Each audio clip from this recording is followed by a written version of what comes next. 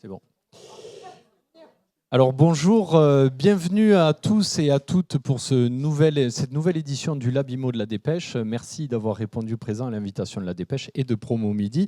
Alors le Lab IMO, je ne sais pas si tout le monde le connaît, je présente un petit peu, c'est une verticale éditoriale, c'est-à-dire des rendez-vous tout au long de l'année que la Dépêche organise autour des métiers de l'immobilier pour traiter de l'actualité du secteur d'immobilier, les problématiques qu'on peut rencontrer, que les différents acteurs de la chaîne immobilière peuvent rencontrer.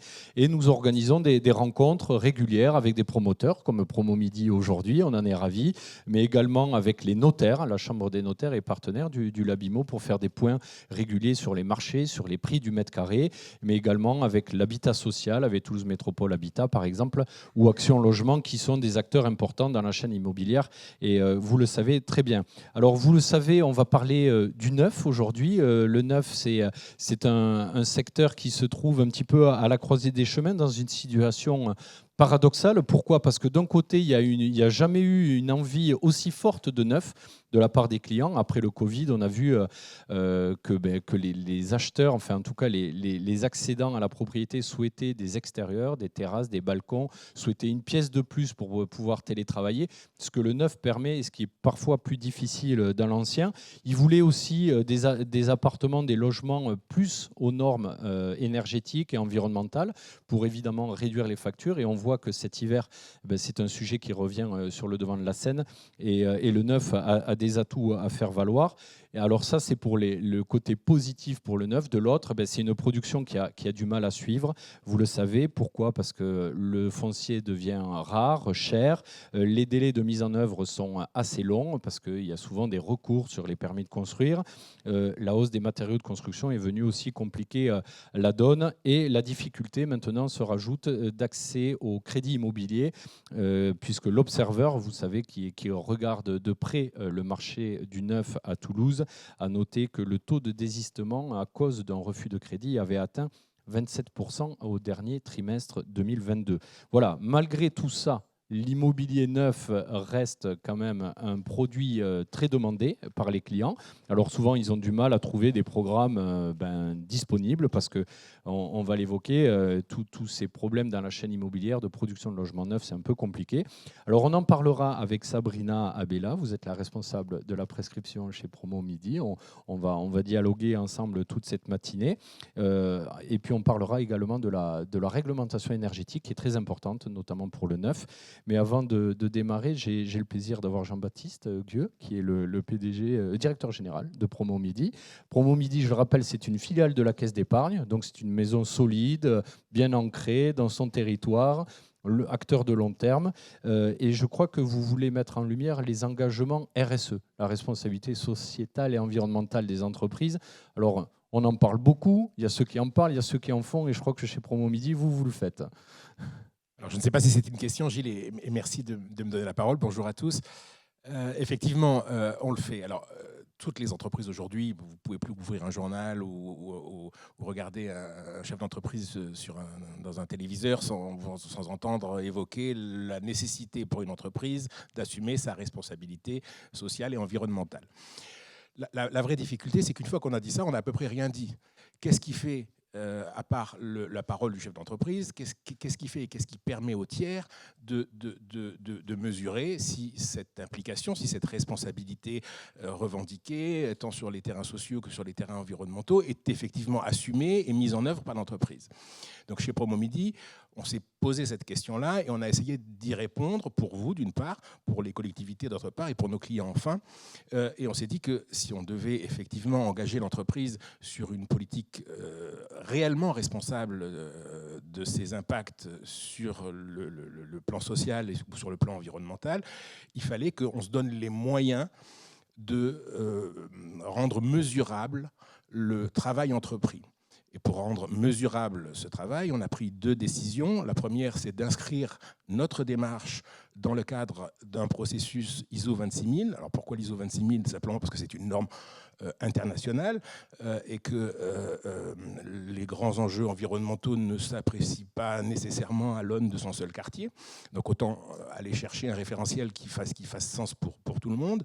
Et puis une fois qu'on a inscrit notre démarche dans ce cadre normatif, on a éprouvé le besoin, et c'était notre deuxième décision, on a éprouvé le besoin de faire venir un arbitre extérieur, en l'occurrence l'AFNOR, l'organisme certificateur de la fameuse marque NF, et on a fait auditer, c'était tout le travail de cette fin d'année, notre démarche, et on devrait, et je te remercie donc de me donner la parole dans cette temporalité-là, on devrait fin février recevoir un label AFNOR, engagé RSE, une étoile. Alors en fait, il y a 4 niveaux, dans cette démarche, on rentre directement dans le niveau 2, et on en était content.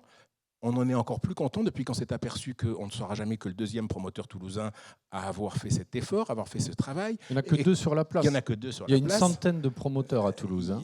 Et on est encore plus content quand on a zoomé et qu'on a regardé sur le plan national. On s'est aperçu, je crois, qu'il n'y a que 5 ou 6 promoteurs nationalement qui s'étaient engagés à ce point-là dans cette réflexion. Donc voilà, j'espère qu'on sera, et j'espère que tu nous redonneras la parole à cette occasion, quand on aura officiellement reçu le label qu'on attend. Et alors concrètement, avant de passer la parole à Sabrina, qu'est-ce que ça apporte, je pense aux vendeurs qui sont avec nous aujourd'hui, quel argument supplémentaire ça va leur donner vis-à-vis des prospects, des clients? Alors si tu me places directement sur le terrain commercial et sur le terrain de la vente, je vais décaler ce que j'avais envisagé de vous dire, et je vais rappeler que la formule tarte à la crème dans nos métiers, on l'a tous dit au moins une fois dans notre vie, si ce n'est pas une fois par an, si ce n'est pas... L'immobilier, c'est l'emplacement. On sait bien, et on s'en est aperçu avec les grands enjeux du DPE, on sait bien que, oui, évidemment, l'emplacement, mais pas que l'emplacement. Et que si le logement qu'on vend, qu'on commercialise, n'a pas, au-delà de son emplacement, certaines valeurs, certaines capacités, bref, s'il a été mal conçu, mal entretenu, mal tenu, mal imaginé, l'emplacement ne suffit pas. Alors l'emplacement, oui, la conception, évidemment. Et notre métier, c'est de concevoir du logement sur de bons emplacements. Concevoir du logement, ça ne se fait pas seul. Ça se fait en co-construction avec des architectes, avec des collectivités locales, avec des entrepreneurs, réfléchir sur le domaine de la construction et les opérations de terre crue qu'on espère pouvoir mener bientôt à l'aide de Jean-Luc. Tout ça, ça nécessite de mettre en œuvre tout un écosystème, toute une zone d'influence, d'entraîner avec nous toute une chaîne, et c'est parce qu'on a engagé cette démarche globale de mesure et de mise en œuvre de l'impact social et environnemental de notre activité à l'égard de nos partenaires dans notre territoire, qu'on est capable, et qu'on sera plus capable encore demain, de mettre en œuvre et de commercialiser des projets qui seront sur de bons emplacements, mais qui reprendront essentiellement, et c'est le job du promoteur, qui seront bien conçus en termes de qualité de plan, mais également en termes de qualité dans la durée et au travers de critères qui seront de plus en plus prégnants. Encore une fois, tout le monde s'est retrouvé piégé, enfin tout le monde, ceux qui s'y étaient pas beaucoup attendus se sont retrouvés piégés avec les logiques de DCE, avec les logiques de DPE. Si on n'y prend pas garde, il y aura d'autres mauvaises surprises, parce qu'effectivement, on considère que l'adresse ne suffit plus à faire la valeur d'un logement. Donc ce que je retiens, c'est le label RSE engagé, c'est aussi des logements mieux conçus, mieux éco-conçus, et du coup qui ont une valeur patrimoniale, peut-être en sortie, en fin d'opération, beaucoup plus importante qu'un logement qui ne le serait pas. Alors, tu ne crois pas si bien dire. Il y a déjà des banquiers qui ne veulent plus prêter parce qu'ils considèrent que le risque hypothécaire ou la garantie donnée par certains logements n'est pas suffisante, et qui au-delà de l'adresse, vont aller chercher effectivement la capacité ou la pérennité de la garantie, qui est le bien immobilier, à accompagner et à sécuriser le dossier de prêt jusqu'à sa sortie. Mais de la même façon, on a également des clients exactement comme vous pouvez le voir par exemple sur les produits d'assurance vie, ou qui vont s'assurer que leur épargne n'est pas demain mise au service de, je ne sais pas, la production de gaz de schiste pour certains, ou de je ne sais quel autre sujet qui pourrait prêter à polémique. Et donc effectivement, la qualité de notre logement, elle a également pour vertu de répondre aux besoins du client final, mais également aux vertus de tous ceux qui accompagnent notre client final dans son environnement, que ce soit son banquier, que ce soit ses enfants dans le cadre de la succession, ou que ce soit son locataire. Bon, très bien. Alors, on se reverra certainement pour le prix DCE, enfin RSE engagé, donc fin février. On regardera ça. Merci Jean-Baptiste. Avec plaisir, Gilles. Pour ces quelques mots d'ouverture. Alors Sabrina, on va faire la plongée dans le neuf. Et j'en ai rapidement brossé quelques avantages, mais on va s'attarder aux avantages du neuf, parce que souvent, l'investisseur, il se dit le neuf, oui, c'est bien, mais bon, l'ancien, c'est un peu moins cher. Mais il y a quand même des avantages dans le neuf et on va les regarder ensemble. Alors déjà, bonjour à tous pour ceux que je n'ai pas eu le temps de saluer. Je tiens déjà à vous remercier d'avoir répondu positif à ma réunion de présentation. Donc encore merci à vous. Merci pour votre fidélité et merci d'être toujours présent chaque fois que je vous propose de se rencontrer.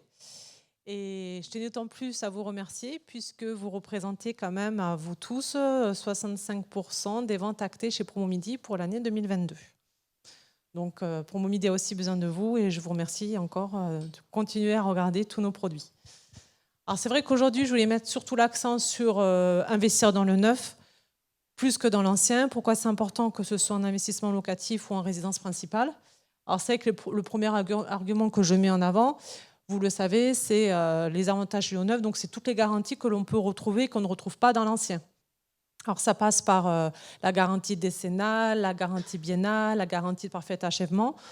Tous ces éléments qu'on a tendance à dire de façon rapide, alors qu'ils ont toute leur importance. Ce sont des garanties qu'on ne retrouve pas dans l'ancien. Dans l'ancien, on achète tel quel, avec vice caché. Dans le neuf, c'est une garantie qu'on n'aura pas. C'est une garantie qu'on aura dans le neuf, contrairement à l'ancien. Après, l'avantage du neuf aussi, c'est vraiment l'ordre de jour en ce moment, c'est tout ce qui est lié au logement énergivore. Quand on achète dans le neuf, on est sous les dernières réglementations énergétiques. On va avoir un confort thermique beaucoup plus renforcé qu'un logement dans l'ancien. On a un confort acoustique en général, même au niveau confort acoustique, par exemple, si on est sur une résidence avec la certification NF Habitat, on va avoir les nuisances sonores divisées par 2. Ce qui est quand même pas négligeable, surtout qu'on est dans une grande métropole comme Toulouse, où à partir du moment où on est en ville, ou pas très loin d'un périphérique, ou pas très loin non plus du couloir aérien, puisque l'aéroport Blagnac est collé à Toulouse, donc il y a beaucoup de quartiers quand même qui sont impactés par le trafic aérien, et ça a toute son importance, ce confort acoustique. Et enfin, la qualité de l'air intérieur, puisque dans le logement neuf, on veille aussi à ce qu'il soit mieux ventilé. Et une bonne ventilation d'un logement, ce sont des logements où on garantit plus la santé aussi des habitants. Alors, par rapport à la certification NF Habitat, donc, je sais que je vous en parle très souvent, je sais que pour vous la connaissez et vous en parlez également à vos clients. Alors moi, c'est juste pour rappeler que l'ensemble des produits Promomidi est conçu par Promomidi. Dorénavant, auront toujours la certification NF Habitat ou NF Habitat HQE. Pour nous, au niveau promoteur, ça signifie plus de 270 points de contrôle. Donc ça veut dire que tout au long du chantier, on est contrôlé. Il suffit qu'une seule exigence ne soit pas respectée pour ne pas obtenir cette certification. Ça, c'est ce que je mets souvent en avant pour le client de façon brève, juste pour comprendre pourquoi aussi partie promoteur, c'est quand même un cahier des charges à respecter assez contraignant. Pour lui, les avantages les plus importants, ça va être un logement plus économe. Plus économe parce qu'on va favoriser la diminution des consommations énergétiques, on va faire en sorte d'avoir des plus grandes fenêtres pour favoriser la lumière naturelle. On va avoir l'obligation également de rendre le logement plus confortable en s'attardant sur le fait de mettre beaucoup de placards dans les chambres, qu'ils soient mieux agencés, optimiser les espaces. Ça passe aussi par le respect de l'environnement, puisqu'on doit prendre en compte le respect de la nature et de la biodiversité. Logement plus sûr. Donc, logement plus sûr, ça veut dire prévoir des éclairages extérieurs aux alentours de la résidence. Ça veut dire accès au sous-sol sécurisé, accès à l'intérieur de la résidence sécurisée, prévoir une platine intratone pour appeler l'habitant et pouvoir rentrer dans la résidence. Voilà, ça passe par toutes ces petites normes de sécurité. Donc logement plus sain, donc ça je vous en ai déjà parlé par rapport à la ventilation de l'air. Et puis surtout, pour moi le plus important, c'est l'amélioration de la valeur patrimoniale. Bien souvent, on est amené à vivre dans plusieurs endroits dans sa vie. L'avantage d'acheter un logement sous la certification NF Habitat, c'est que ce sont des logements en moyenne revendus entre 3 et 9% plus cher qu'un logement non construit sous cette certification, ce qui n'est pas non plus négligeable. Donc, je pense notamment à Terrasse du Touche, où on a eu quand même beaucoup de logements vendus en prix maîtrisé et en prix encadré, donc avec des prix qui défient toute concurrence, et en sachant qu'ils sont aussi sous la NF Habitat HQE. Et donc déjà, les gens n'ont pas ils pourront revendre comme ils voudront au bout de 5 ans. Et en plus, grâce à cette labellisation, il y aura une très bonne qualité du logement, même à la revente. Après, ce qui est bien aussi d'acheter dans le neuf, bon, bien sûr, dans la date limite butoir des TMA, c'est qu'il y a possibilité de personnaliser son logement. Ça peut être soit par le biais de travaux modificatifs. Donc ça, c'est vrai qu'en règle générale, je le favorise pour la résidence principale, un peu moins pour l'investissement locatif, puisque quand même, de manière générale, on s'arrange pour que les logements soient le plus optimisés possible. Mais c'est vrai qu'en résidence principale, chacun peut avoir besoin d'avoir sa propre organisation intérieure.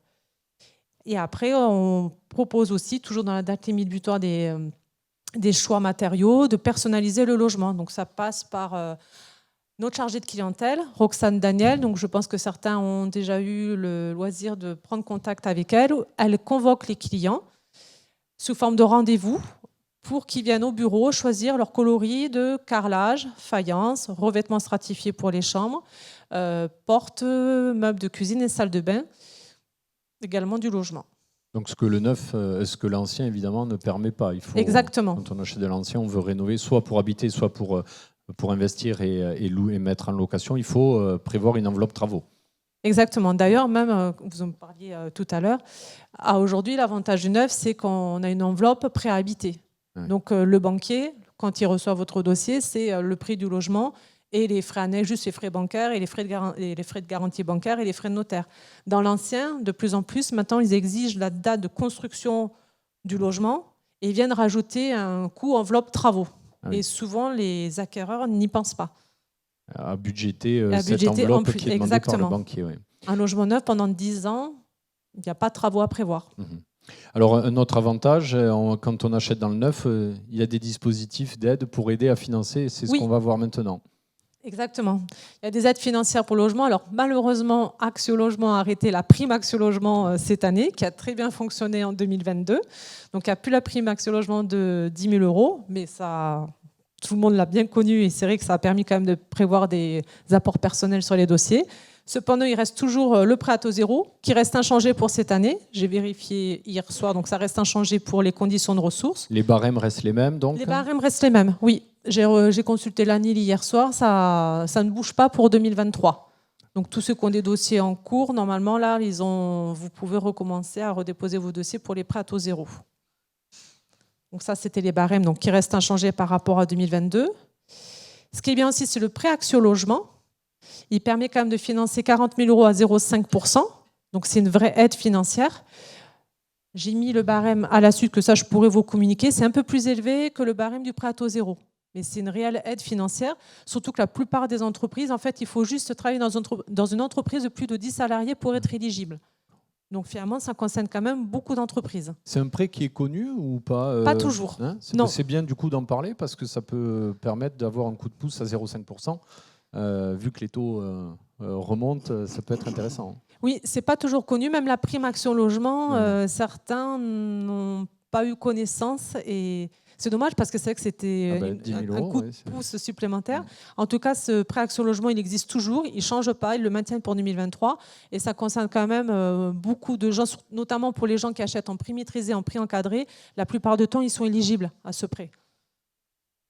Donc c'est toujours pareil, hein, sur le principe, c'est le nombre de personnes destinées à occuper le logement qui est pris en compte pour l'obtention de ce prêt et le montant. Alors dans le neuf aussi, ce qu'on retrouve, c'est l'accession à prix maîtrisé. Donc ça, pour la plupart, vous connaissez, puisque maintenant, quand on sort en programme, souvent la première question que j'ai, c'est est-ce qu'il y aura du prix maîtrisé? Donc oui, parce qu'effectivement, sur Toulouse, le prix maîtrisé, c'est des prix qui défient toute concurrence. 3 000 € TTC du mètre carré, quand le marché toulousain est pas loin de 5 5 500, 6 000, voire plus en fonction des quartiers. C'est vrai que ça reste quand même un dispositif plus qu'attractif. Après, l'autre dispositif aussi qui reste très attractif, puisque lui, il n'est pas encadré par un plafond de ressources, ce sont les prix encadrés. Bon, prix encadré, prix abordable, on peut lui donner plusieurs noms. La seule exigence, c'est d'acheter à titre de résidence principale. L'avantage du prix encadré, c'est d'avoir aussi un prix un peu plus élevé que le prix maîtrisé, mais quand même bien moins élevé que le prix du neuf classique à Toulouse. L'avantage du prix encadré permet aussi une vraie mixité. Là, on a pu le constater avec Terrasse du Touche. Terrasse du Touche, 80 logements, 60% dédiés à la résidence principale. Et finalement, on a du plus jeune couple aux personnes retraitées. Ah oui, pourquoi? Parce que le jeune couple, lui, a peut-être acheté en prix maîtrisé, puisqu'il était éligible. On a des personnes retraitées qui, elles, finalement, ont choisi des logements avec des grandes terrasses, pas être trop loin de l'aéroport pour partir en voyage rapidement. Pour les avoir souvent accompagnés, j'ai reçu un petit peu toutes les histoires de chacun. Et aussi des cadres supérieurs, puisqu'on est à côté du plus gros bassin d'emploi toulousain, qui est Airbus et toutes les succursales d'Airbus. Donc ce prix encadré, c'est très bien aussi, nous, d'en avoir sur nos résidences. Ça permet la vraie mixité et d'avoir tout niveau social. Alors on va s'intéresser maintenant à l'investissement locatif dans le neuf. On a parlé de la résidence principale. Maintenant, parlons de l'investissement locatif. Alors, pour l'investissement locatif, je sais que bien souvent, dans vos rendez-vous, vous êtes mis en concurrence soit avec un logement dans le neuf, type loi Pinel, et il y a souvent une comparaison qui est faite avec un logement dans l'ancien.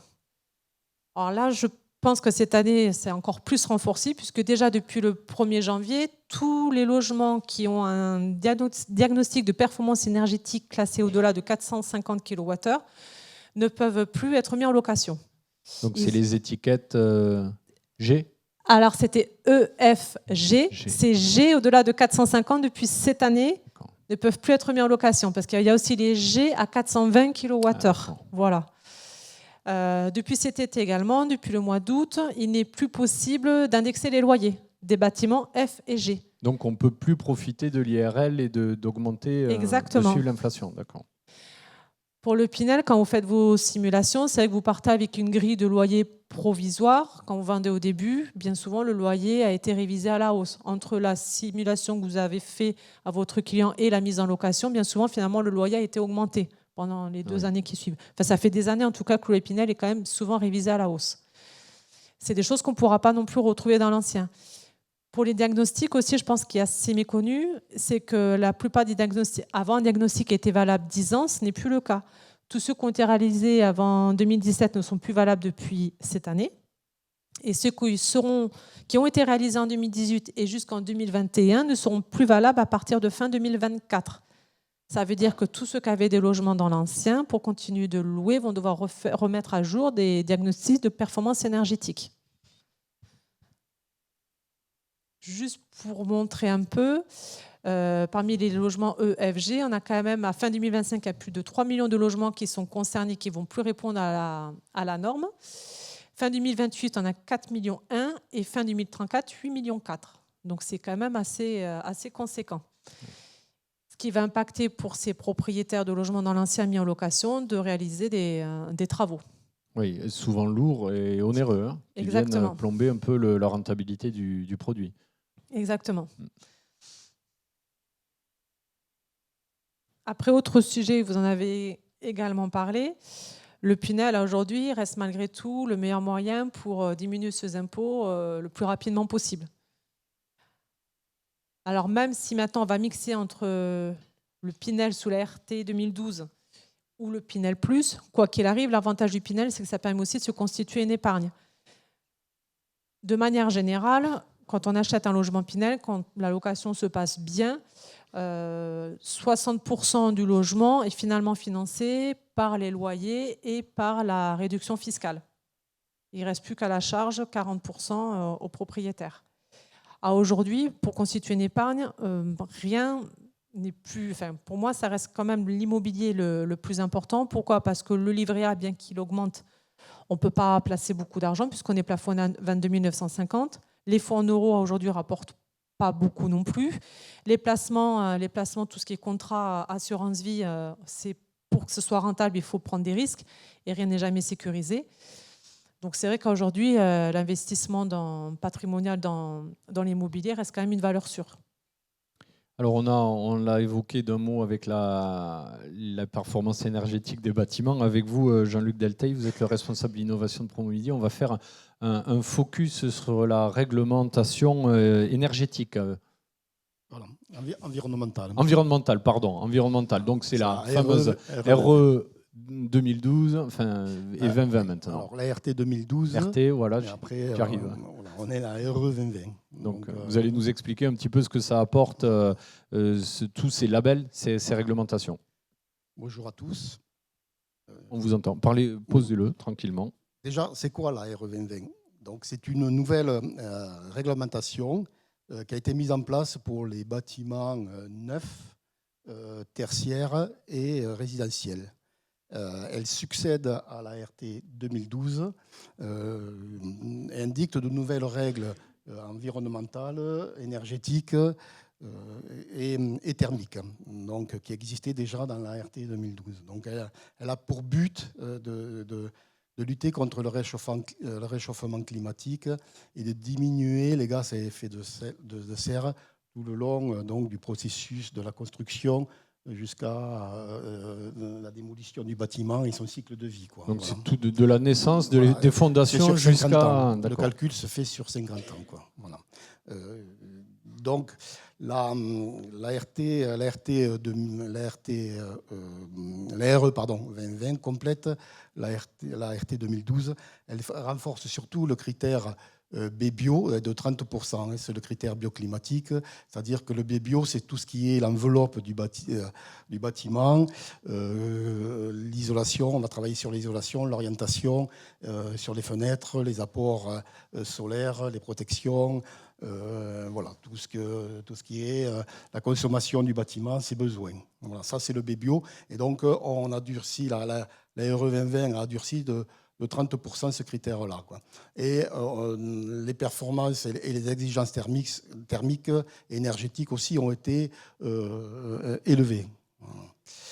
Donc, dans la RE 2020 aussi, il y a donc une dimension environnementale beaucoup plus présente avec 2 critères supplémentaires qui n'avaient pas à la RT 2012. Donc, c'est le critère carbone, donc c'est tout ce qui est analyse de vie, depuis l'extraction des matériaux, de matières premières, la fabrication, les transports, la mise en œuvre, son fonctionnement, la destruction du bâtiment. Voilà. Donc ce critère-là est pris en compte dans la nouvelle réglementation.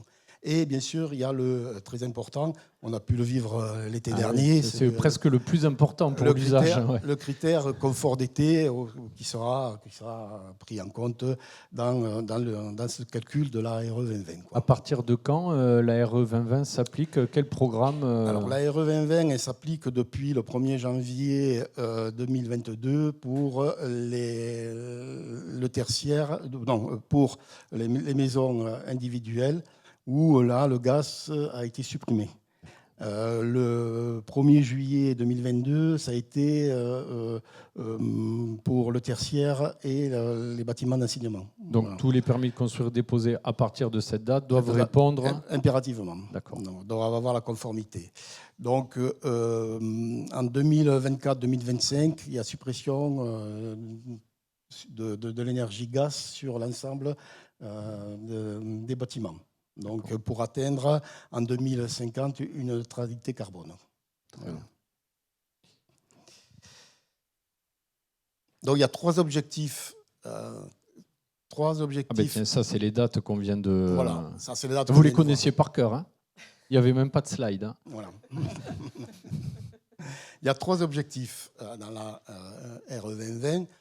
Donc, il y a l'objectif numéro 1.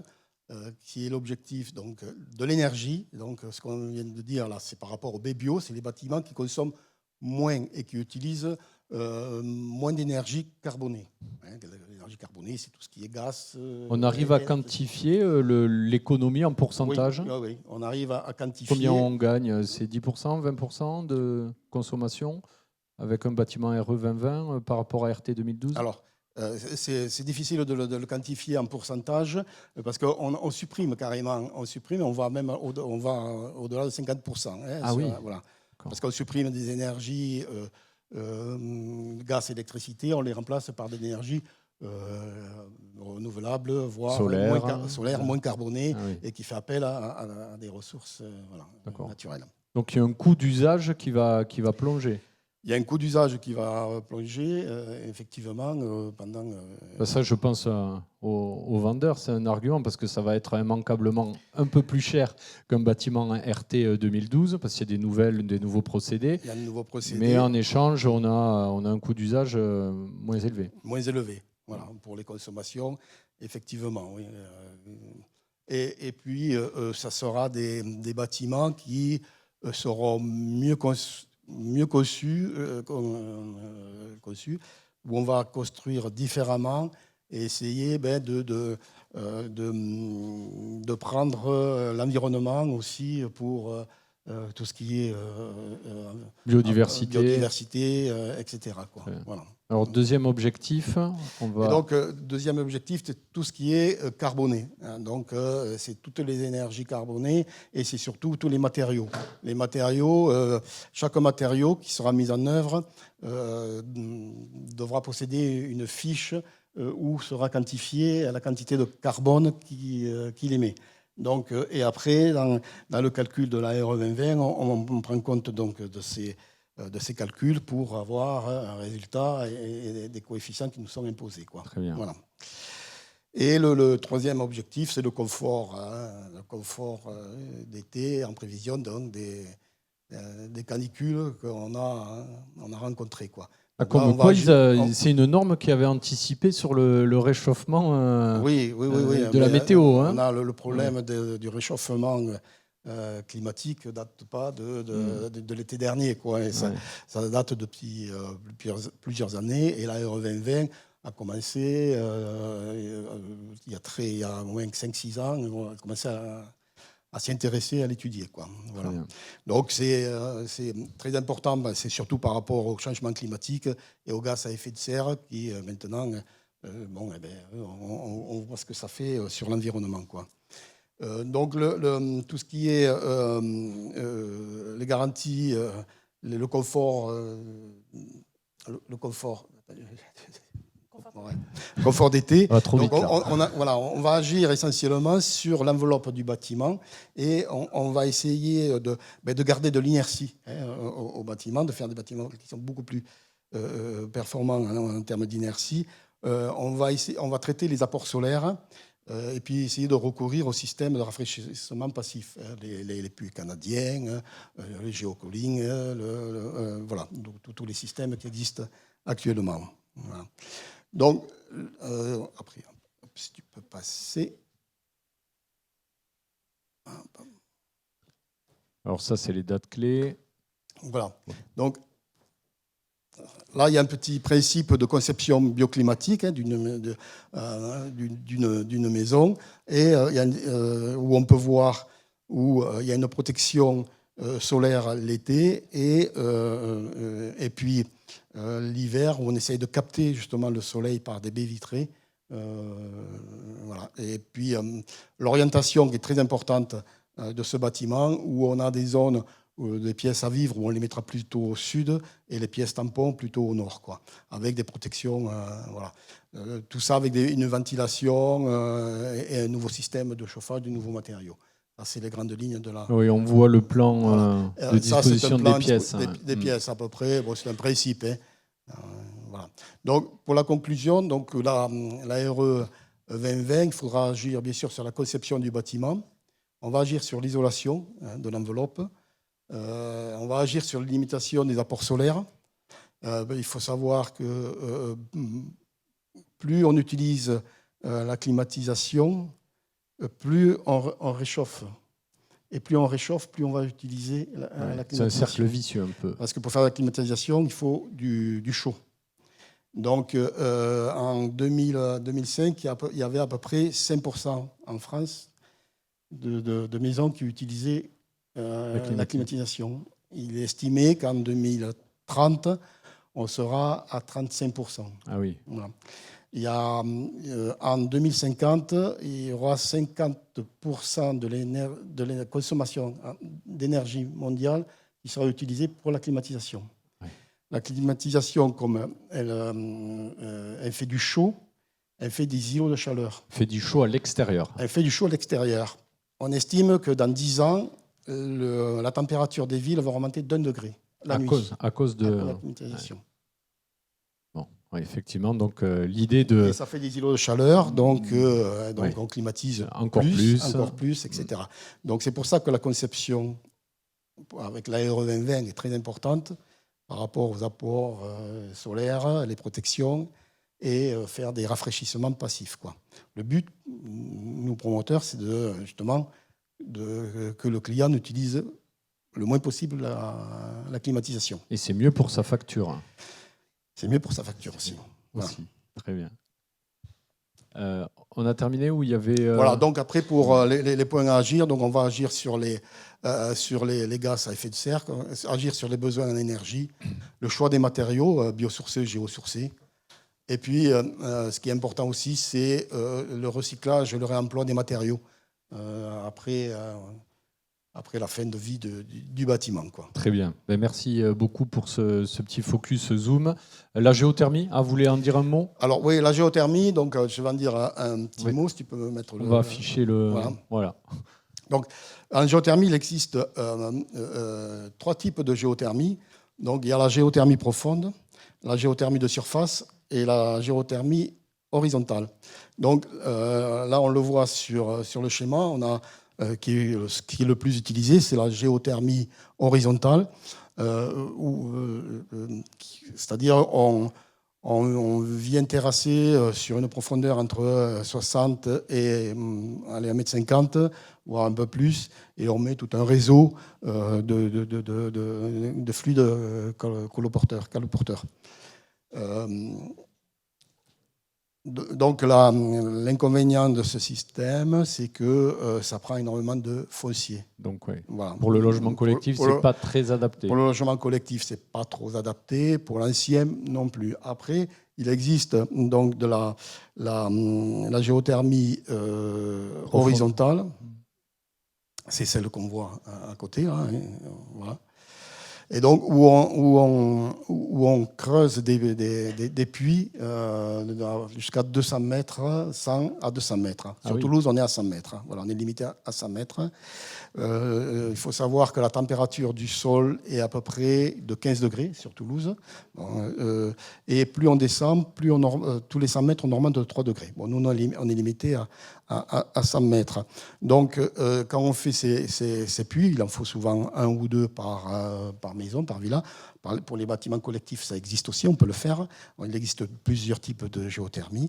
On fait un sondage, on met des sondes, et à l'intérieur, on coule un coulis de béton. On fait circuler un fluide glycolé, et c'est un circuit fermé. Donc, ça descend, ça prend le froid, ça prend l'énergie de la terre, 15 degrés, et c'est valorisé par une pompe à chaleur. Une pompe à chaleur géothermique, et après, c'est redistribué dans le logement par le plancher chauffant ou par des radiateurs. Voilà. Et ça, ce sont des équipements qu'on va voir de plus en plus installés dans du collectif ou de la maison en bande ou... Je pense que ça c'est l'avenir. C'est l'avenir aussi, ce système-là. C'est un système qui existe depuis toujours, parce que les Romains l'utilisaient, la géothermie.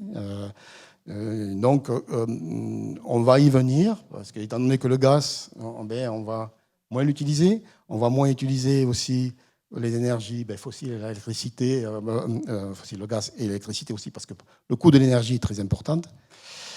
Et c'est une énergie qui sera à vie. D'accord. Voilà. Et la rentabilité est intéressante parce qu'on rentabilise un système sur 7 ans de fonctionnement. Quoi. Ah, c'est assez rapide. Voilà, assez rapide. Voilà. Assez rapide. L'avantage aussi, c'est qu'avec ce système-là, on peut rafraîchir la maison, et gratuitement. Voilà. Ça coûte 0 €. Ça, c'est bien. C'est-à-dire qu'on profite donc des sondes par une petite pompe. On injecte, donc on fait circuler le fluide sans passer par la pompe à chaleur. Et donc, bien sûr, là, c'est le contraire, c'est le chaud qui descend et c'est refroidi par l'énergie, par la Terre, qui est 15 degrés. À 15 degrés, et du donc, coup, l'été, 15 degrés. Voilà, et on ne réinjecte pas 15 degrés, ça ressort à une vingtaine de degrés, 20, 22, voire, voilà. Et donc, on arrive à rafraîchir pour pas cher. Pour pas rien cher. du tout. Voilà. Donc, ça, c'est l'avantage aussi. Ça fait des économies non négligeables. Très bien. Bon, on verra du coup ce système certainement Je pense. se multiplier. Et un petit mot aussi, c'est-à-dire qu'on peut le faire aussi dans des bâtiments collectifs, voire même sur des lotissements. On est en train d'en étudier un où on construit, où on va passer toutes les maisons en géothermie. Donc, voilà. Et il existe de la géothermie aussi, où on peut le mettre sous les dalles de parking, c'est-à-dire sous le dallage, y compris au droit des pieux. Pour l'instant, c'est en train de se réaliser. Et ça arrive petit à petit. Quoi. Très bien. Voilà. Donc, il y a un avenir dans cette énergie. Merci beaucoup, Jean-Luc. Alors, Sabrina, on va passer au Pinel Plus, puisque voilà, tout change, hein, même la fameuse loi Pinel, donc, qui a été labellisée Plus. Alors, vous allez nous expliquer un petit peu les critères, peut-être en quoi ça consiste. Alors, c'est vrai que ça y est, depuis le 1er janvier 2023, tous les logements construits sous la RT 2012 s'appellent, malheureusement, le nom n'est pas très agréable à dire, mais c'est le Pinel dégradé. Le Pinel dégradé, pour autant, pour moi, il ne faut pas le bouder, loin de là, puisqu'on est quand même sur des réglementations énergétiques, thermiques qui sont largement confortables, largement plus confortables que l'ancien. Et puis, malgré tout, le coût de construction est moins cher, donc par défaut, le coût du logement sera également moins cher. Donc ça permettra toujours aussi de proposer un produit alternatif, le temps que nous, on propose des logements en Pinel Plus, avec une enveloppe un peu plus basse à financer. Donc le Pinel Plus, donc on va avoir prochainement notre première résidence en Pinel Plus. Donc ça, c'est pour pouvoir profiter pleinement du taux de défiscalisation entre 6, 9 et 12 ans. Alors Pinel Plus, ça veut dire quoi? Ça veut dire que d'une part, le logement doit être construit sous la réglementation RE 2020 avec le label E3C1 et il doit également être en performance de classe énergétique E. Ah, pardon. Ah oui, parce que c'est pas terrible. Ah, pardon.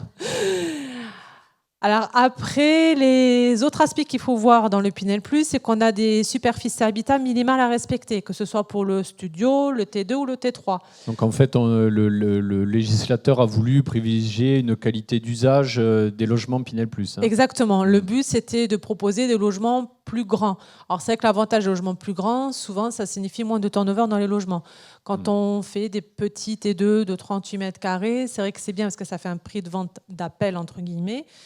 Mais c'est vrai, comme les logements sont plus petits, on a plus souvent des changements de locataires. Là, c'est vrai qu'avec le Pinel Plus, on va avoir l'obligation de proposer des T2 de minimum 45 mètres carrés. Donc c'est vrai que ça fait des grands T2. Pour les T3, on va être sur 62 mètres carrés. Les studios, 28 mètres carrés. Après, les studios, c'est pas ce qu'on a le plus à vendre sur Toulouse, parce que c'est pas là où on nous demande de... En général, quand on dépose un permis, c'est pas les demandes en studio dont on a besoin le plus de vendre. Et il y a aussi une sortie. Exactement. Tous les logements doivent avoir une sortie extérieure. Donc, on a 3 mètres carrés pour studio et T2. Le T3, il doit avoir double orientation. Donc, pas forcément de traversant, mais au moins double orientation.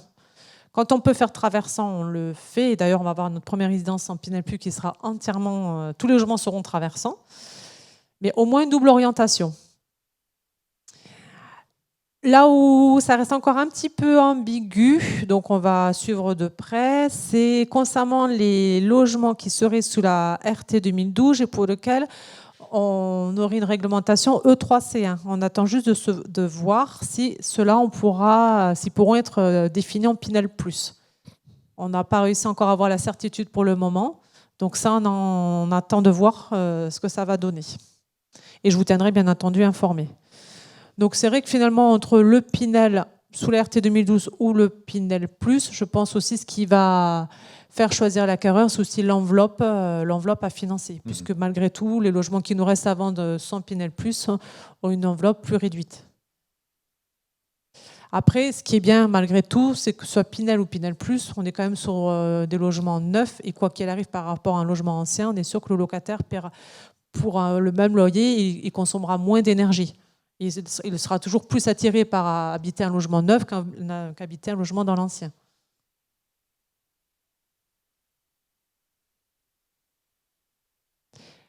Non. Alors, quoi qu'il arrive, tous les permis déposés depuis le 1er janvier 2022, on est sur la RE 2020. Après, ce qui pourrait arriver, alors pour le moment, on ne va pas avoir le cas de figure. Ce qui pourrait arriver, si effectivement tu as raison, c'est qu'on peut être en RE 2020.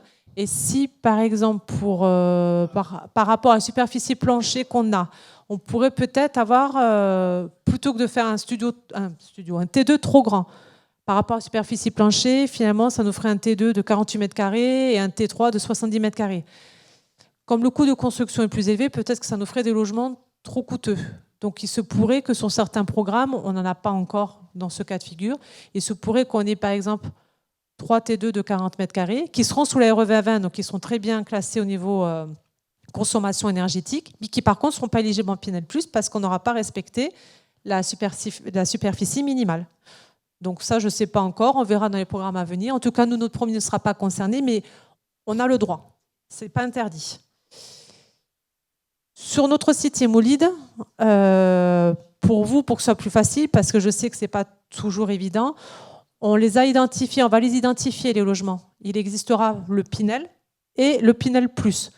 Comme ça, en fonction de vos rendez-vous, vous pourrez aussi sélectionner la résidence et le lot en Pinel ou Pinel+, pour pas qu'il y ait de confusion et pour pas qu'il y ait une mauvaise argumentation.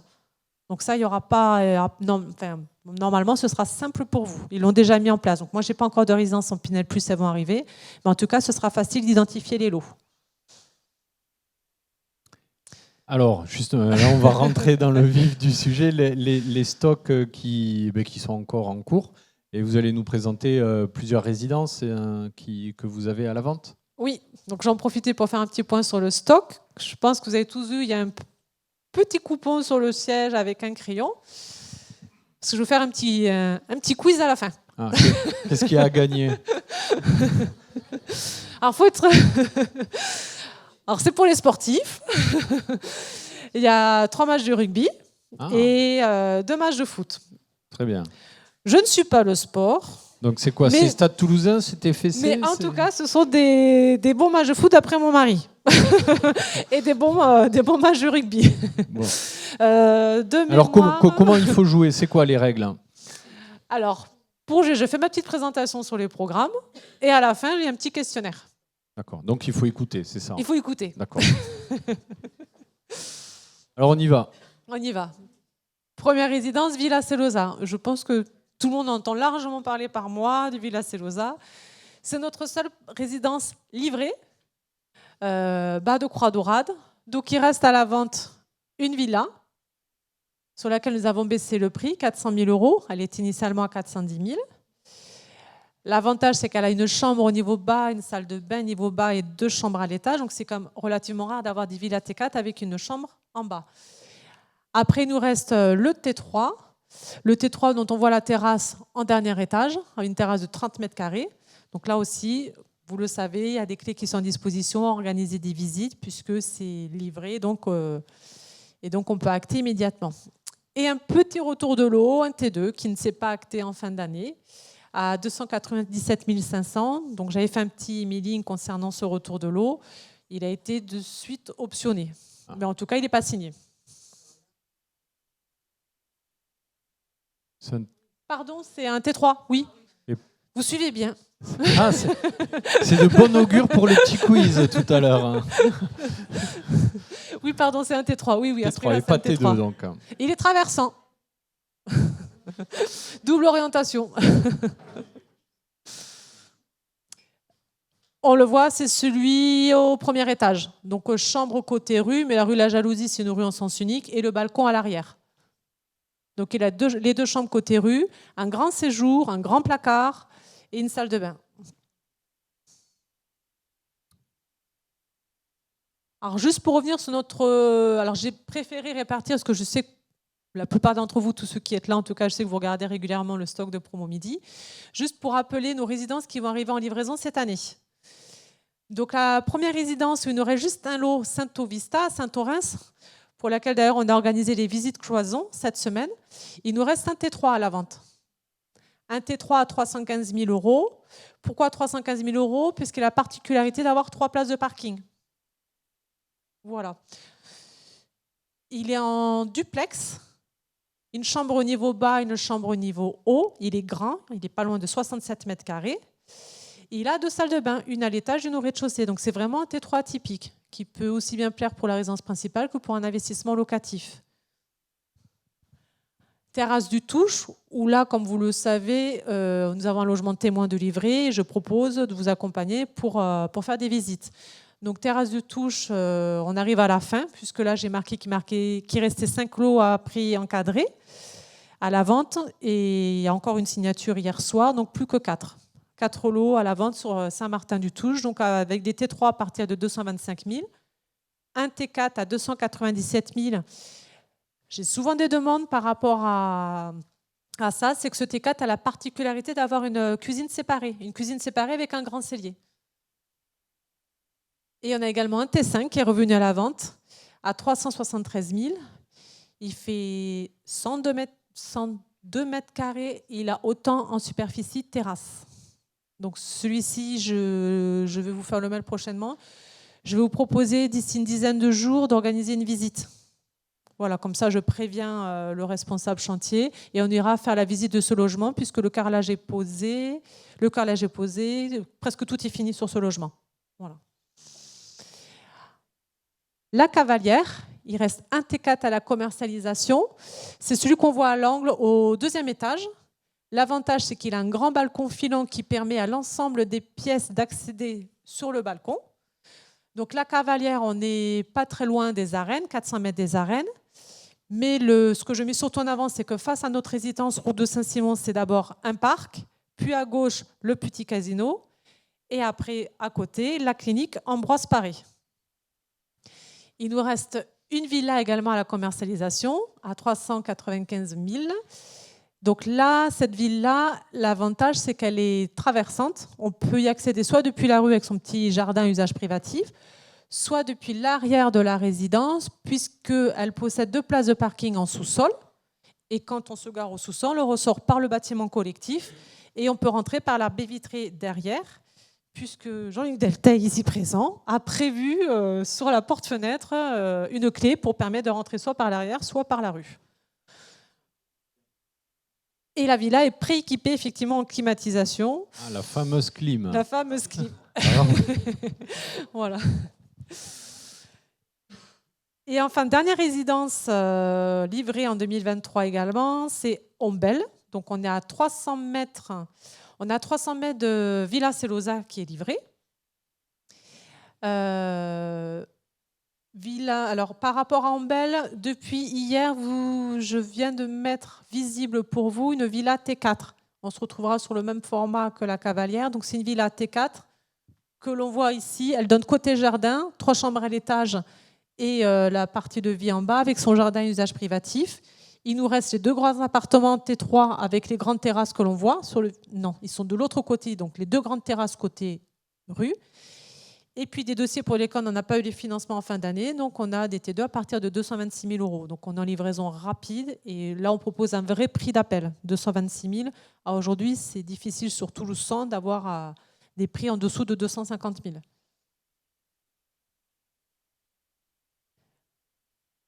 Alors maintenant, je fais un petit focus sur les programmes qui vont être livrés en 2024.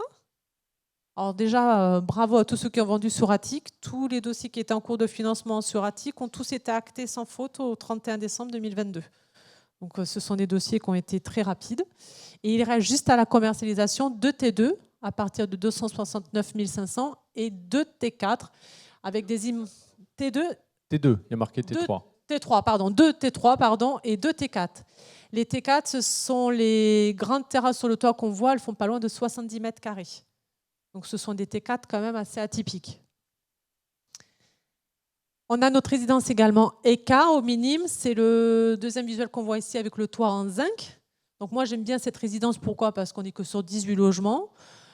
J'aime particulièrement le quartier des Minimes parce que ce n'est pas un quartier qui est saturé au niveau prix de vente. On reste sur des prix quand même qui sont très raisonnables et on accède très rapidement soit au centre-ville, soit à tout le bassin d'emploi d'Airbus puisqu'on a le boulevard Elcher qui permet de rejoindre la bretelle d'accès à Blagnac. Et également, on rejoint très rapidement les ponts jumeaux. Sans oublier que même au Minime, on a quand même l'usine Saint-Éloi, donc qui est une grosse usine d'Airbus qui est à proximité immédiate.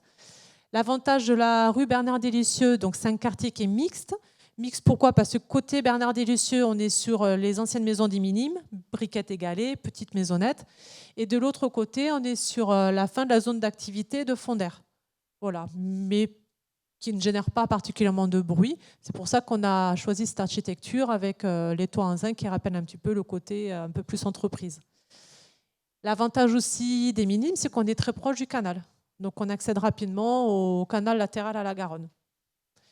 C'est une toute petite résidence 18 lots et il n'y a pas de logements sociaux. Il y aura bientôt une ligne de métro. Et il y aura la ligne de métro. Donc actuellement, la plus proche, c'est Barrière de Paris. Pour les plus courageux, c'est un bon quart d'heure à pied. Et après, avec la 3e ligne de métro, ça va raccourcir un petit peu de 5 minutes environ. Après, ce qu'il faut savoir, c'est que les Minimes, c'est le quartier le mieux équipé en termes de pistes cyclables.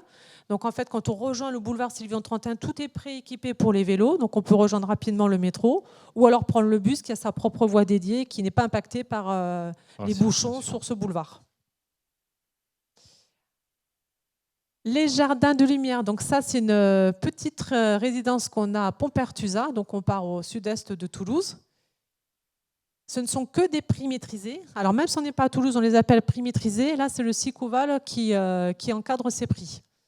Donc ce sont des T4, il y a uniquement des T4 là, la commercialisation à partir de 249 000 €. Et ils sont destinés uniquement à de la résidence principale.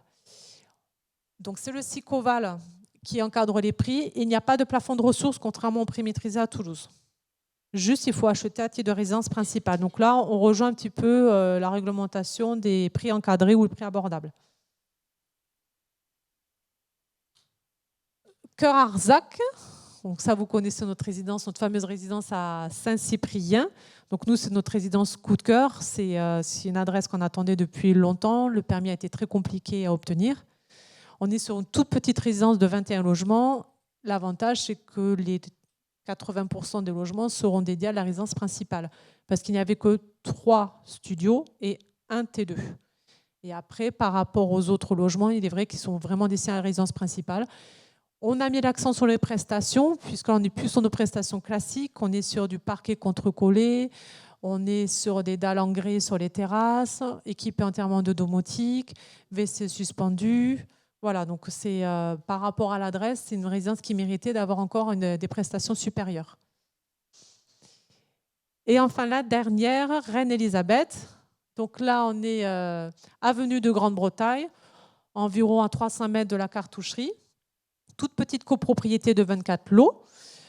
Pas de logements sociaux et il nous reste encore à la commercialisation des T2, des T3. Il nous reste encore toutes les typologies et on a également des prix maîtrisés. Donc les prix maîtrisés, ils sont très grands, ils font 77 mètres carrés. C'est pour ça qu'on est à 280 000 € sur les prix maîtrisés. Alors la résidence Horizon l'a sortie en fin d'année dernière. On est à Pain-Justaré.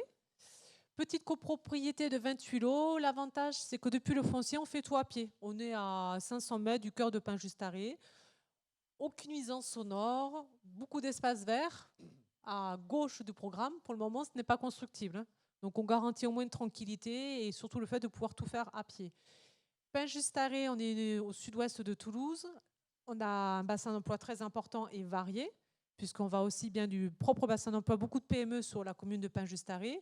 Puis après, on a accès très rapidement aux 2 grands centres commerciaux de Roques, de Portée, à la zone artisanale Thibault, à l'Oncopole. Voilà, donc le bassin d'emploi est très varié sur ce secteur. Et on peut rejoindre également la ligne A, station Basso-Cambo. Et il y a également le train sur la commune de Pain-Justerie qui permet de rejoindre Toulouse Centre. Là, ce programme, donc on est en RT 2012, donc on est sur l'ancien Pinel. On propose des prêts à partir de 198 500. Donc ça nous permet aussi d'avoir une enveloppe en dessous de 200 000 €. Beaucoup de T4 à la commercialisation. Donc c'est vrai que ça nous garantit également un pourcentage de propriétaires occupants important. On va garantir au moins 30% de propriétaires occupants. On repart sur le sud-est de Toulouse avec Vallée du Lys, qu'on a mis également en commercialisation en fin d'année à Escale 15. Donc c'est un programme également qui est sous la RT 2012, donc pas éligible au Pinel+. On est à côté du nouveau collège d'Escale 15. Les commerces sont à 1 km environ. Et ce qui est joli sur cette résidence, c'est surtout tous les espaces extérieurs. On a des beaux volumes sur chacun des appartements. Les T2, à partir de 221 000, on est à 44 mètres carrés de superficie. Donc, on est quand même sur des grands T2. Et chaque T2 possède 2 places de parking, ce qui est rare.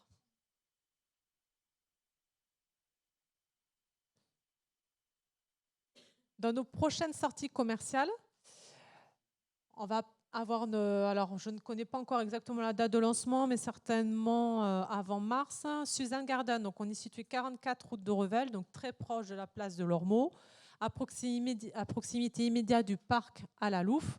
Donc petite résidence constituée uniquement de 21 lots et avec 4 villas. Voilà. Il y aura également un grand T4 au dernier étage qu'on voit sur le visuel avec le parasol. Voilà, donc pour nous, c'est une adresse clé puisqu'on est à côté du futur métro, place de l'Ormeau. Là, c'est pour vous situer la résidence. Donc, vous voyez en bas à gauche et la place de l'Ormeau avec tous ses commerces. Et le parc à la Louffe juste à proximité. Donc ça, c'est adresse hyper centre-ville. Là, ce sont les visuels de la résidence. Alors, côté rue tout en haut, les villas à droite et la vue arrière en bas. Donc, on est sur des pierres de parement blanches. L'impressionniste, on va avoir une nouvelle résidence à commercialiser quartier Croix-Dorade. Alors, je vais vous montrer. Hop. Voilà, donc pour vous situer, voici la parcelle entourée en rouge. Donc, on a à 700 mètres des commerces, rue Auguste Renoir. On va être en briquette de parement plutôt sur les tons marrons. Et cette résidence, ça fait partie des résidences où on attend de savoir si elle sera éligible en Pinel Plus ou pas, puisqu'on est sur la RT 2012, mais avec la réglementation E3C1. Donc on attend de savoir, avant le lancement, si elle sera éligible au Pinel Plus, puisqu'après, les superficies des logements sont prévues comme c'est exigé pour le Pinel Plus, avec des grands T2, des grands T3. Donc on est sur 49 lots, avec tous des superficies extérieures. Et je vous ai intégré des visuels côté rue et côté intérieur. On a un grand espace intérieur avec un grand jardin qui sera aménagé. Et les T3 ont tous double orientation.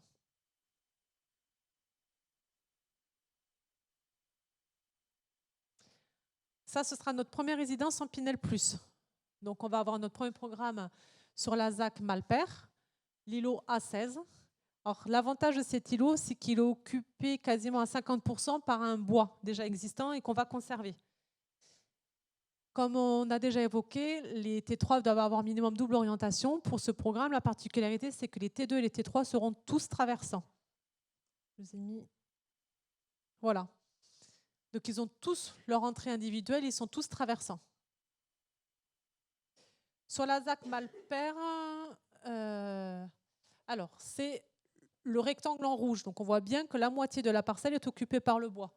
Donc, nous, on va se servir de ça pour mettre en avant la résidence et favoriser aussi tous les espaces extérieurs.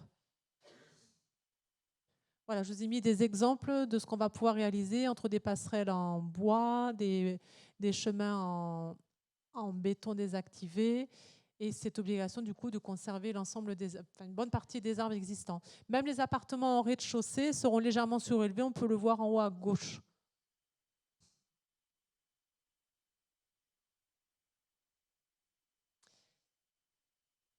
Notre prochaine aussi sortie, on va partir sur Pibrac. Donc Pibrac, c'est la commune des cadres d'Airbus. On avait commencé à préparer, alors moi j'étais pas chez Promo Midi à cette époque, mais tout est déjà préparé en amont pour la Scala, donc à Pibrac. On est sur la route de l'Éguevin. On est très proche d'un Super U. Alors je vais me situer. Voilà. Donc à Pibrac, on est sur la route de l'Éguevin. Face à nous, il y a un petit centre commercial et on est environ 1 kilomètre du centre de Pibrac. Donc Pibrac, l'avantage, c'est qu'il y a également la CAR qui permet de rejoindre Toulouse. Et puis ça fait toujours partie des communes très prisées dans le pourtour toulousain. Donc là, on va mixer à la fois des maisons et des appartements. Donc dans les maisons qu'on voit en L, ce sont des maisons T4. Et les terrains sont piscinables. Comment ? De plein pied. Et de plein pied, pardon. Oui, c'est ça. Les maisons T4, elles sont en L, de plein pied et terrain piscinable. Et les maisons T5, elles sont en duplex, qu'on voit à côté. Ce que je trouve bien pensé sur ce programme, c'est qu'il n'y a aucun vis-à-vis, en fait. Tout est fait pour qu'il n'y ait pas de vis-à-vis d'une maison à l'autre. Et après, on a le collectif sur la droite.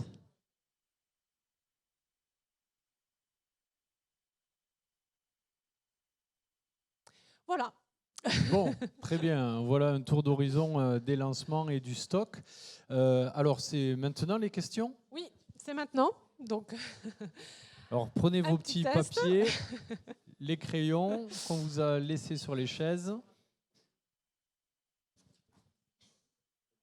Alors, c'est culture G.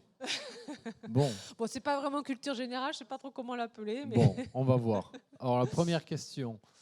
Vous êtes prêts ? Quel est le nom de ce programme ? Ah, c'est celui où il y a une villa et un T3. Oui. Voilà. 2. Ah, mais vous suivez bien, hein ?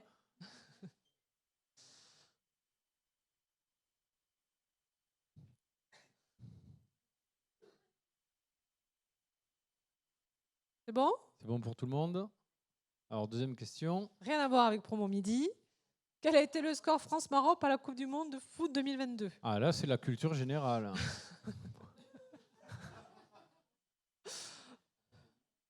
C'était la demi-finale.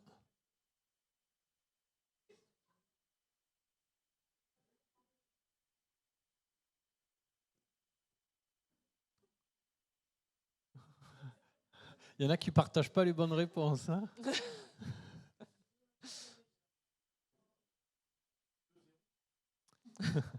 C'est bon pour tout le monde ? C'est bon ? Troisième question. Troisième question. Où est situé ce programme ? Ah oui. Si possible, allez, ville ou quartier ? Ville ou quartier ?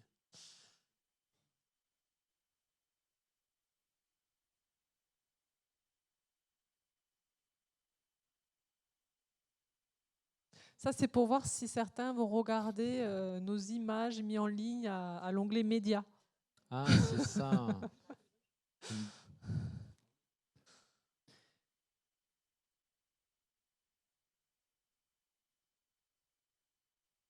C'est bon. Quatrième. On repart au foot. On repart au foot. Le score France-Argentine.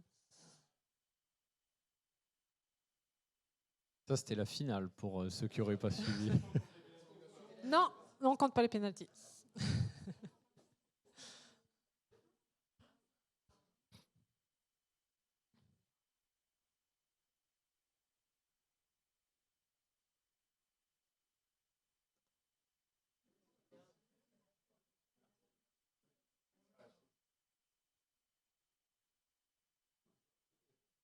Je passe. Quel est le quartier de ce programme ?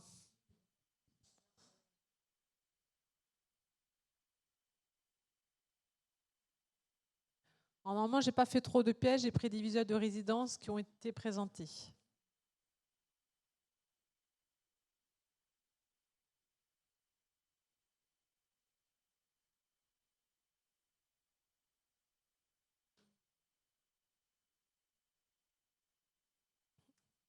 Question suivante. Combien de buts marqués par Kylian Mbappé et sans regarder sur son portable? Encore une question foot.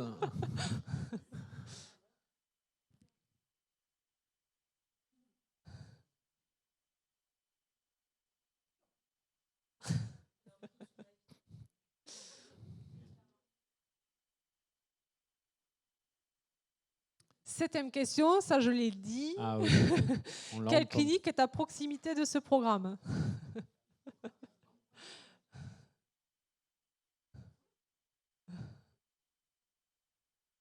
La dernière question, c'est la plus difficile. Hein, et vous n'avez pas le droit de vous retourner pour demander. Hein. Il y en a deux? Ah, bah alors c'est l'avant-dernière. Attention. Qui sait écrire le nom de Pascal?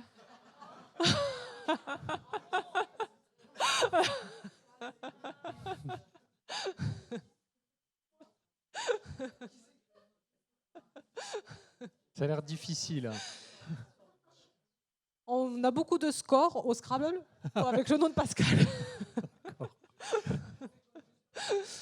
J'avoue que même moi, quand je me connectais à son ordinateur, je le regarde.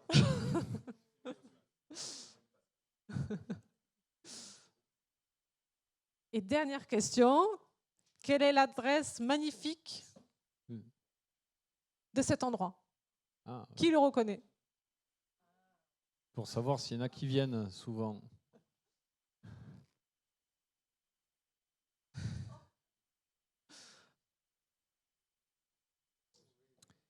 Alors comment on fait pour les gagnants? Il faut tout... Oui, je vais récupérer vos bulletins et je vais corriger avec Pascal. Et je vais D'accord. faire après un tirage Ok. au sort parmi les bulletins gagnants. Alors avant de passer au moment sympathique du cocktail, peut-être un mot, Jean-Baptiste, de conclusion. On a fait un tour d'horizon assez complet. Hein. On a parlé réglementation énergétique, on a fait un point sur le stock, sur les lancements. Comment s'annonce cette année 2023 pour Promo Midi? Oui, Oui, voilà. voilà. Il faut plutôt Je ne regarder suis, vers- je suis voilà. pas sûr de savoir répondre à la question 8, mais je vais y travailler. Pour répondre à ta question à toi, Gilles, vous le voyez dans un marché qui est compliqué, et qui est compliqué parce que il manque, vous le savez tous, il manque du logement, et en particulier du logement neuf sur Toulouse. On est assez content, pour ne pas dire assez fier, d'avoir de l'offre. On a su renouveler nos terrains, on a su renouveler nos chantiers, on a su renouveler nos permis, et on est en train de sortir des derniers recours, y compris sur Vallée du Lys, ce qui est une vraie réjouissance. Donc l'année s'annonce plutôt bien. On aura beaucoup moins de points d'interrogation. Les appels d'offres sont clôturés pour l'essentiel. Le coût des travaux est en train de redescendre légèrement, ce qui laisse penser qu'on saura engager les suivants dans leur temporalité. On va démarrer à Arzac dans les semaines qui viennent. Donc oui, je crois qu'on est des promoteurs heureux aujourd'hui. Bon, eh ben, c'est l'essentiel. Merci beaucoup à Avec tous plaisir. les deux, tous les trois. Jean-Luc. Merci pour votre attention. On va récupérer du coup les réponses au quiz et puis je vous invite à passer à la partie cocktail. Merci. Alors, juste j'ai omis, pour Cœur Arzac, pour rendre la résidence Actam, en fait, il nous manque 3 ventes. Voilà, 3 ventes. Donc, vous l'avez vu, nous avons baissé un petit peu nos prix de vente. Et ce qu'on vous propose, c'est d'offrir les frais de notaire pour les 3 prochaines ventes. Voilà. Donc, à partir de maintenant, on offre sur les 3 prochaines ventes les frais de notaire sur Cœur Arzac. Donc, à la fois, vous pouvez bénéficier de notre baisse de prix de vente que nous avons enregistrée en fin d'année. Et sur les 3 prochaines ventes, les frais de notaire. Et effectivement, nos prix sont conséquents par rapport au quartier. Mais ça fait quand même une vraie offre pour l'acquéreur puisque par rapport au prix de vente. Oui, j'en profite et je vous remercie de votre patience. Ce dossier, on aurait dû l'acter en fin d'année, mais vous comprenez que compte tenu de l'exiguïté du site, la mise au point technique a été longue et douloureuse et que notre hantise, c'était de ne pas rentrer dans l'enveloppe. On y arrive enfin avec un petit trimestre de retard, mais on rentre dans l'enveloppe travaux, ce qui fait qu'on peut se détendre un peu et c'est l'occasion de la main tendue commerciale de Sabrina sur les 3 prochains appartements de cette opération. Merci à tous.